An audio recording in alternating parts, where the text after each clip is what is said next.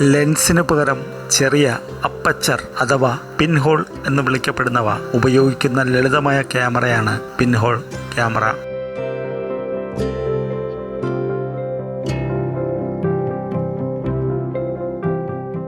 ഏറ്റവും ലളിതമായ pinhole camera ഉള്ളിൽ ഫിലിം ഉൾപ്പെടുത്തിയ ചെറിയ ദൂരമുള്ള ഒരു ലൈറ്റ് പ്രൂഫ് ബോക്സ് ആണ്. ഒരു ദൃശ്യത്തിൽ നിന്നുള്ള പ്രകാശം ചെറിയ ദ്വാരത്തിലൂടെ കടന്നുപോവുകയും എതിർവശത്ത് വിപരീത ചിത്രം പ്രദർശിപ്പിക്കുകയും ചെയ്യുന്നു. ഇത് ക്യാമറ ഒബ്സ്ക്യൂറ ഇഫക്റ്റ് എന്നറിയപ്പെടുന്നു.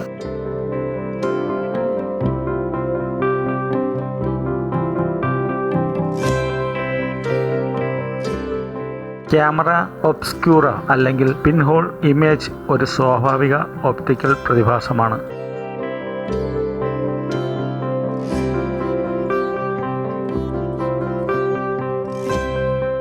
ഒരു ചെറിയ ദ്വാരത്തിലൂടെ വെളിച്ചം ഇരുണ്ട പെട്ടിയിലേക്ക് പ്രവേശിക്കുകയും ദ്വാരത്തിന് എതിർവശത്തുള്ള ഭിത്തിയിൽ വിപരീത ചിത്രം സൃഷ്ടിക്കുകയും ചെയ്യുന്നു.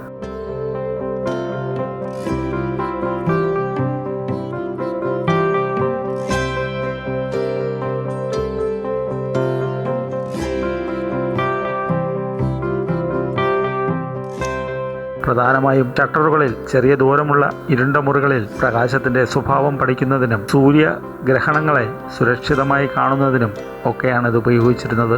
ജിയാം ബാറ്റിസ്റ്റ ഡെല്ല പോർട്ട 1558 തന്റെ മാജിയ നാച്ചുറലിസിൽ ഒരു കോൺകേവ് കണ്ണാടി ഉപയോഗിച്ച് ചിത്രം പേപ്പറിൽ പ്രദർശിപ്പിക്കുന്നതിനും അത് ഒരു ഡ്രോയിങ് സഹായമായി ഉപയോഗിക്കുന്നതിനെക്കുറിച്ചും എഴുതി. ഏതാണ്ട് ഇതേ കാലയളവിൽ പിൻഹോളിന് പകരം ലെൻസിന്റെ ഉപയോഗം അവതരിപ്പിച്ചു. 17-ാം നൂറ്റാണ്ടിൽ ലെൻസുള്ള ക്യാമറ ഒബ്സ്ക്യൂറ ഒരു ജനപ്രിയ ഡ്രോയിങ് എയ്ഡായി മാറി. അത് പിന്നീട് ആദ്യം ഒരു ചെറിയ കൂടാരത്തിലും പിന്നീട് ഒരു പെട്ടിയിലും എന്ന രീതിയിൽ ഒരു മൊബൈൽ ഉപകരണമായി വികസിപ്പിച്ചെടുത്തു. 19-ാം നൂറ്റാണ്ടിന്റെ തുടക്കത്തിൽ വികസിപ്പിച്ച ഫോട്ടോഗ്രാഫിക് ക്യാമറ അടിസ്ഥാനപരമായി ലെൻസുള്ള ബോക്സ് ടൈപ്പ് ക്യാമറ ഒബ്സ്ക്യൂറയുടെ ഒരു രൂപാന്തരീകരണമായിരുന്നു.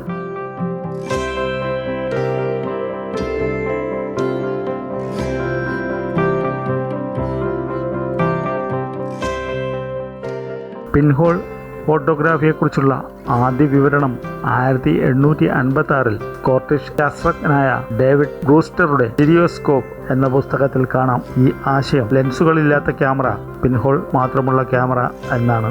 Sir William Crookes, William D Wiveleslie, Abney എന്നിവരാണ് പിൻഹോൾ സാങ്കേതികത പരീക്ഷിച്ച മറ്റ് ആദ്യകാല ഫോട്ടോഗ്രാഫർമാർ. പിൻഹോൾ ഫോട്ടോഗ്രാഫിയെക്കുറിച്ചുള്ള ആദ്യ വിവരണം 1856 സ്കോട്ടിഷ് ശാസ്ത്രജ്ഞനായ ഡേവിഡ് ബ്രൂസ്റ്ററുടെ ദി സ്റ്റീരിയോസ്കോപ്പ് എന്ന പുസ്തകത്തിൽ കാണാം. ഈ ആശയം ലെൻസുകളില്ലാത്ത ക്യാമറ പിൻഹോൾ മാത്രമുള്ള ക്യാമറ എന്നാണ്.